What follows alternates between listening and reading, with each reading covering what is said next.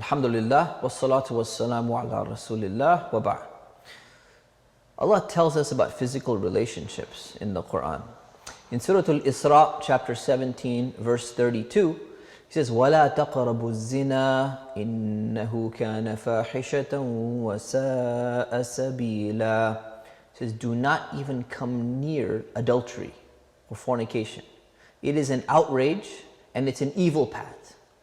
Right? So Allah is basically telling us that this concept of adultery or fornication, these are almost two words which sound like ancient words.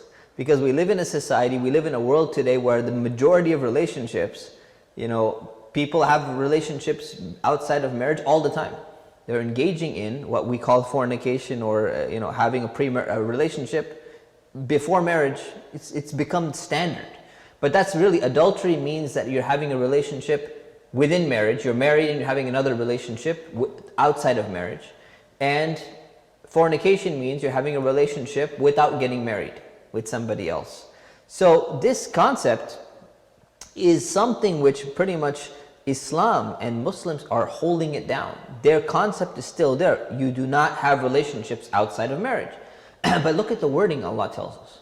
Not only do you not do that, but you don't even come near it. Don't even go close to it.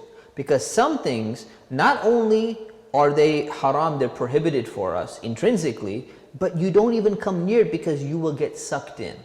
It's very easy to just it's like a gravitational field. You come into it and it'll start slowly pulling you in and you can't get out. And that's why Allah tells us that, don't come close to it because it's going to cause a lot of problems. And that's where shaitan comes in. That's where Satan comes in and whispers to us. And the thing is, what he does, when we understand how it works, he doesn't whisper big things to you. He's not going to go up to someone and say, you know what? Oh, you just finished your prayer inside the mosque? Okay, you should go and commit fornication with somebody.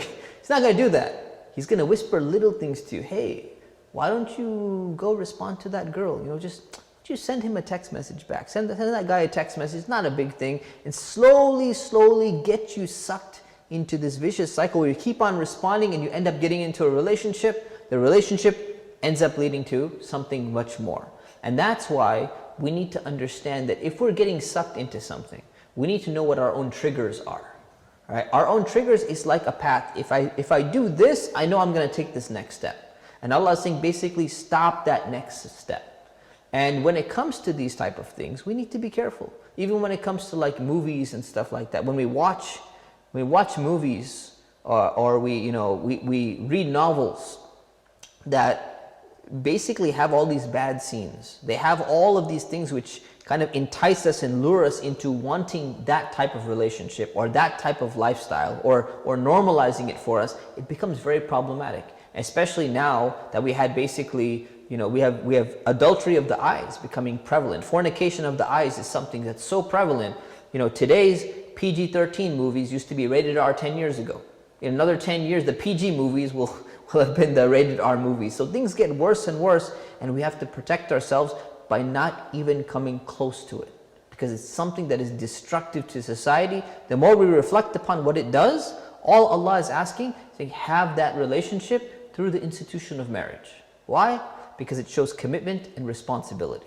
You're not stuck in it forever. If it doesn't work out, it doesn't work out, but do it the right way, and that is better and cleaner for society. May Allah subhanahu wa ta'ala to protect us from our own desires. Ameen.